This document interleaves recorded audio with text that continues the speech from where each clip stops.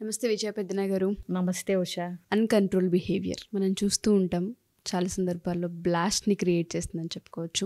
రిలేషన్షిప్లో ఎప్పుడైతే సిచ్యుయేషన్ అన్కంట్రోల్గా చేసుకొని బిహేవియర్ కూడా అన్కంట్రోల్ అయిపోతూ ఉంటుందో ఎటువంటి కాన్సిక్వెన్సెస్ని ఎదురు చూడాల్సిన పరిస్థితి ఉంటుంది అంటారు? ఆ బిహేవియర్ని ఏ విధంగా ఓవర్కమ్ చేయాలి అంటారు? సిచ్యుయేషన్స్ అన్కంట్రోల్డా కాదా అనేది, కంట్రోల్డా అనేది మన చేతుల్లో ఉండదు ఉషా. ఎందుకంటే సంఘటన, సందర్భం మనం ఊహించని విధంగా వస్తూ ఉంటుంది, ఎదురుపడుతూ ఉంటుంది.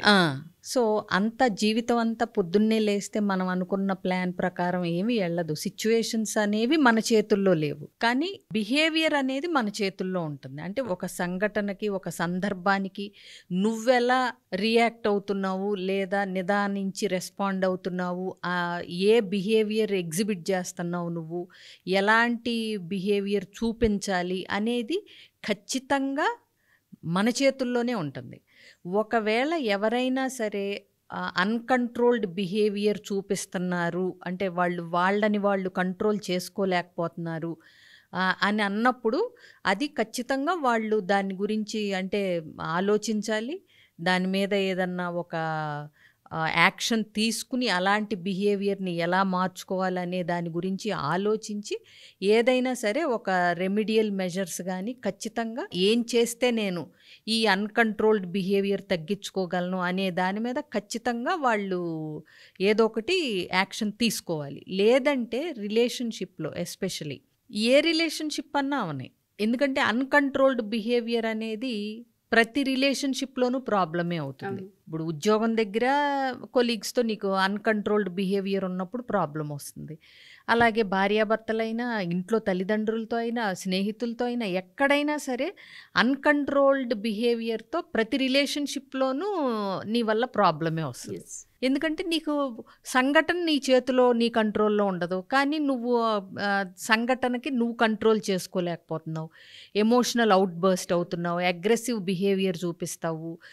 అంటే ఏంటి, గట్టి గొంతుతో అరవటం. కొంతమంది ఏది దొరికితే అది విసిరేస్తూ ఉంటారు ఆ కోపంలో. ఇంకొంతమంది ఏం మాట్లాడుతున్నారో కంట్రోల్ ఉండదు. అలాగే కొంతమంది ఇంకా ఎక్స్ట్రీమ్స్ అయితే కనుక సిచ్యువేషన్ వీళ్ళ పరిధి పూర్తిగా సిచ్యువేషన్ చేయి దాటిపోయింది అనుకున్నప్పుడు కొంతమంది ఎలా ఎక్స్ప్రెస్ చేయాలో తెలియక గోడకేసి కొట్టుకోవటం, వాళ్ళని వాళ్ళు, లేకపోతే అవతల వ్యక్తుల్ని కొట్టటం. ఈ డొమెస్టిక్ వైలెన్స్, ఈ ఫిజికల్ అబ్యూజు ఇలాంటి సందర్భాల్లోనే కదా అన్కంట్రోల్ బిహేవియర్.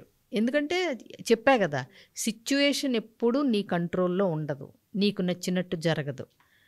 నువ్వు ఎలా బిహేవ్ చెయ్యాలి, నువ్వు ఎలా దానికి రియాక్ట్ అవ్వాలి అన్నది మాత్రమే నీ చేతుల్లో ఉంటుంది.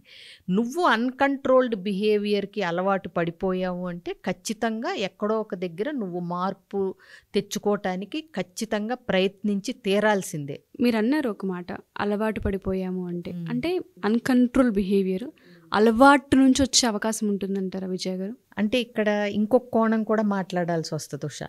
ఆ బిహేవియర్ మళ్ళీ మళ్ళీ చూపెట్టడానికి అనువైన పరిస్థితులు కల్పించబడుతున్నాయా అంటే, ఇప్పుడు ఫర్ ఎగ్జాంపుల్ భార్య ఉంది, కొడతా ఉంటే ఊరుకుంటా ఉందనుకో, నేను కొట్టినా పర్లేదు అనుకుంటాడు. నువ్వు ఏదన్నా చెయ్యి, కానీ చెయ్యి ఎత్తితే మాత్రం నేను సహించను, పరిణామాలు చాలా తీవ్రంగా ఉంటాయి అని గనక ఒక భార్య చెప్పిందనుకో, రెండోసారి ఖచ్చితంగా ఆలోచిస్తాడు. రెండోసారి జరిగినప్పుడు కూడా ఆ అమ్మాయి దానికి సంబంధించిన చర్య ఏదన్నా తీసుకుందనుకో, తల్లిదండ్రులతో చెప్పటమో, పంచాయతీ ఇలాంటివి, అసలు ఎగ్జాంపుల్ అంటున్నా, ఆ అమ్మాయి వేరే విధంగా అయినా డీల్ చేసుకోవచ్చు. ఇప్పుడు నువ్వు చెప్తే నమ్మో తిరిగి కొట్టేవాళ్ళు కూడా ఉన్నారు. నా దగ్గరకి వచ్చిన క్లయింట్స్లో కూడా ఒప్పుకున్న వాళ్ళు కూడా ఉన్నారు. 1-2 సార్లు చెప్పి చూశాను, అయినా వినలేదు, నేను కూడా అతను కొట్టాడు, నేను కూడా కొట్టాను అని చెప్పి. సో అందుకని ఏంటంటే, ఇప్పుడు తిరిగి కొట్టమని నేను చెప్పను, కానీ తిరిగి కొట్టినప్పుడు ఒకవేళ ఆ భర్త ఉంటే మళ్ళీ అసలు ఇంకోసారి కొడటానికి అంటే ఆలోచిస్తాడు కదా, ఆబ్వియస్గా ఆలోచిస్తాడు. ఎప్పుడు కొడతాడు, మళ్ళీ ఆ అమ్మాయి కొట్టినా పర్వాలేదు అనుకున్నప్పుడే కొడతాడు. నువ్వు అన్నావు అలవాటని, ఇద్దరూ అలవాటుగా ఇలా ఉన్నాళ్ళు కూడా ఉన్నారు. ఒకరికేమో బిహేవ్ చేయడం అలవాటు, ఒకరికేమో అన్కంట్రోల్ అవ్వడం అలవాటు. సో ఆ ప్రాసెస్లోనే ఇద్దరు కొట్టుకుంటూ ఉంటారు. వన్ ఫైన్ మార్నింగ్ 4 సార్లు ఆ అబ్బాయి కానీ ఆ అమ్మాయి కానీ విసుగు పుట్టిన తర్వాత అప్పుడు వస్తారు. కౌన్సిలింగ్కి.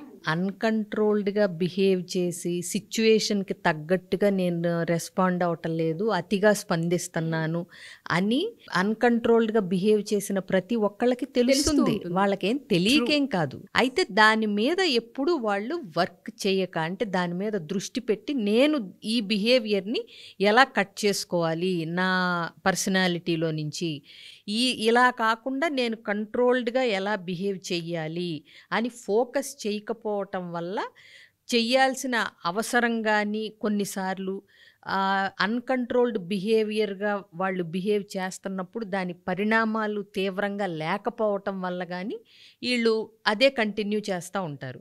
బట్ ఇప్పుడు కొలీగ్స్‌తో అన్‌కంట్రోల్డ్‌గా బిహేవ్ చేసి 1, 2 సార్లకి ఉద్యోగం పోయిందనుకో, ఉద్యోగం పోయింది, మళ్ళీ ఉద్యోగం వెతుక్కోవటం ఎంత కష్టం, మళ్ళీ అదే శాలరీతో ఉద్యోగం రావటం ఎంత కష్టం అని తెలిసినప్పుడు అక్కడ తగ్గిపోయింది.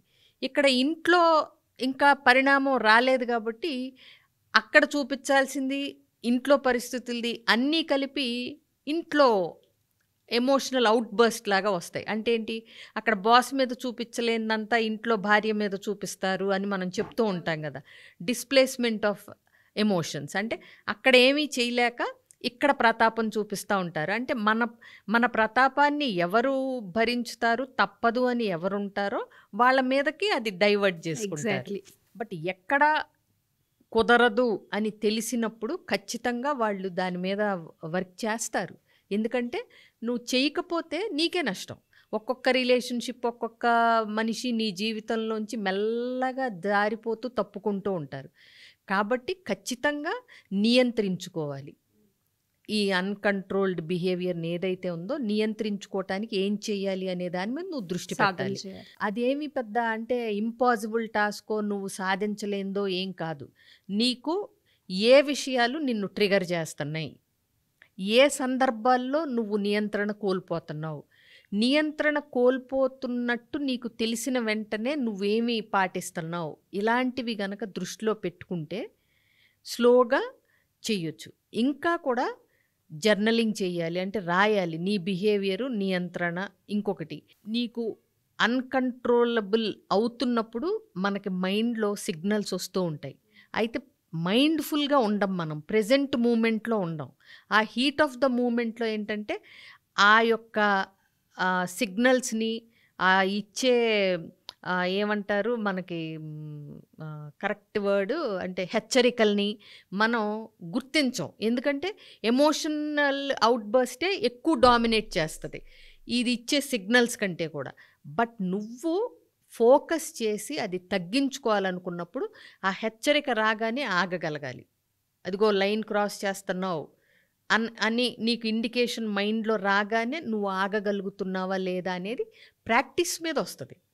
ఎందుకంటే చిన్నప్పటి నుంచి నువ్వు అగ్రెసివ్‌గా ఎమోషనల్ అవుట్ బర్స్ట్, విచ్చలవిడిగా మాట్లాడి, రంకిలేసి ఇసిరి కొట్టి ఇట్లాంటివి ఉన్నాళ్ళు ఒకేసారి మారాలంటే కష్టం. బట్ నీకు ఆ ఆలోచన వచ్చింది నేను మారాలి అంటే నువ్వు సగం విన్ అయినట్టే. ఫస్ట్ మనం అది తెలుసుకోవటం ముఖ్యం. నా వల్ల పక్క వాళ్ళు ఇబ్బంది పడుతున్నారు, వాళ్ళని ఇబ్బంది పెడితే అల్టిమేట్‌గా చివరికి ఇబ్బంది పడేది నేనే అనే జ్ఞానం ఎప్పుడైతే వస్తుందో మనిషి మార్పు కావాలి అని తనంతట తాను అనుకోవాలి. నువ్వు ఇలా చేయకూడదు, నువ్వు విసిరేయకూడదు, నువ్వు అదేంటి భార్యని కొట్టకూడదు, లేకపోతే కొలీగ్స్‌తో ఫైట్ చేయకూడదు అని ఎవరు చెప్పక్కర్లే, అందరికి తెలుసు. చెప్పటం వల్ల ఏం యూజ్ ఉండదు. కాబట్టి ఆ వ్యక్తిలో పరివర్తన, మార్పు కావాలి అనే ఆలోచన వచ్చినప్పుడు ఏంటంటే చాలా మెథడ్స్ ఉంటాయి. అవి పాటించి నువ్వు చేసి నియంత్రణలోకి నిన్ను నువ్వు నియంత్రించుకోగలగటం, ఇవన్నీ ఫోకస్ చేసినప్పుడు ఫస్ట్ ఆఫ్ ఆల్ నీ ట్రిగర్స్ ఏంటో నువ్వు రాసుకోవాలి. అసలు దీని వెనకాల రూట్ కాజ్ ఏంటి, ఏ అసంతృప్తి ఉంది నాకు, అవేంటో తెలుసుకోవాలి.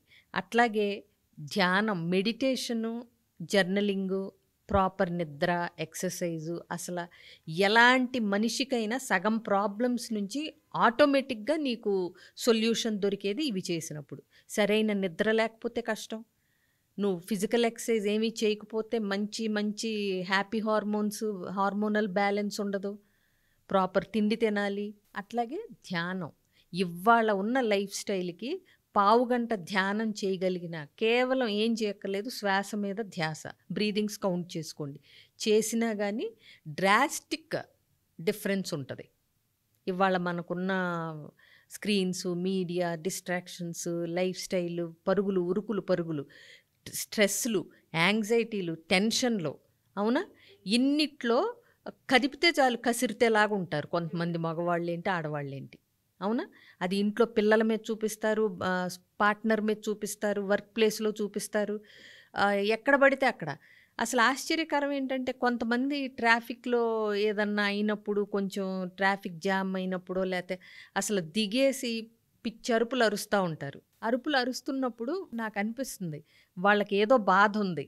యాక్చువల్గా అంత రియాక్ట్ అవ్వాల్సిన పని లేనప్పుడు కూడా వాళ్ళు అంత రియాక్ట్ అవుతున్నారు అంటే ఏదో అన్రిజాల్వ్డ్ పెయిన్స్, ఇష్యూస్ వాళ్ళకు ఉంటాయి. బయట వ్యక్తులకి ఇవన్నీ అనవసరం.